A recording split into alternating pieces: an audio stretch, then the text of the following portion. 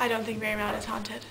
No, I don't think Marymount is haunted. Yeah, Marymount's haunted. There's a video on Facebook of a water fountain turning on and off by itself, and then the person making the video says if there's a ghost here, turn off the water fountain, and it turns off. What?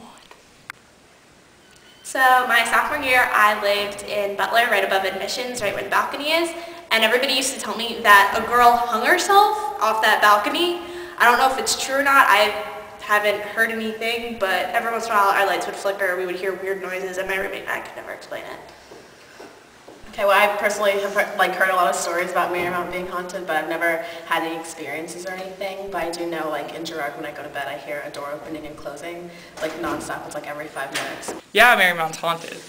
So I live in Girard, and one night I was going to bed, my roommate was on the bunk above me, and the screen, I turned the TV off, and the screen started flashing, like, white, and it just kept going, and I was like, okay, and then it stopped.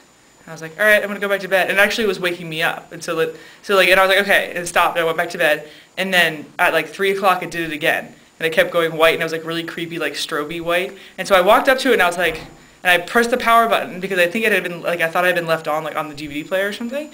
And then it went out again, and then it kept flashing. And so I just unplugged it. Like, I took all of the power cords out of the back, and it didn't do anything. So I laid down, and then as soon as I went to go close my eyes, I saw another flash. And I was like, and without any power going to it, like literally, like even the DVD player was unplugged. And all of a sudden it just started going, and it was like strobing, like enough to like, my roommate was like, what's going on? And I was like, the TV, it's a poltergeist. So I think Marymount's haunted too. I used to live in Butler, and like at random times throughout the night, like over the course of the years that I lived there for 2 years, it would sound like people were moving furniture like at 2 o'clock in the morning in the room above me. The best part was no one lived above me, so it was ridiculous, and it was so loud, and it like sounded like they were gonna come through the ceiling, but there was nothing there. And also my suite mate had an encounter with, we don't even know what happened here. She woke up one night and there was like someone standing over her in her bed, and like I don't know what happened or like what it was, but as soon as like she woke up and realized what had happened, like what was going on, it just kind of like disappeared. So I think Marymount's pretty haunted, especially Butler Hall.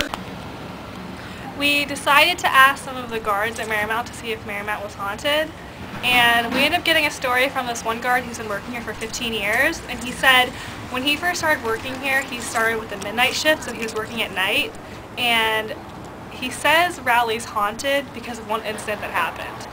He said that one night when he was at the desk guarding Rowley at night, he was talking to one of his friends, and his friend out of the corner of his eye kept looking away from him, so he asked what he was looking at, and he couldn't explain what was going on. And then finally when he was by himself and he was at the desk, he noticed what looked like a little boy run across the lobby of Rowley, and he couldn't explain what was going on. And when he walked to where the little boy was running, he looked both ways, and they were both made out of walls. So what we think happened is there's a ghost in Rowley, and this could explain the noises that are going up towards Butler Hall as well.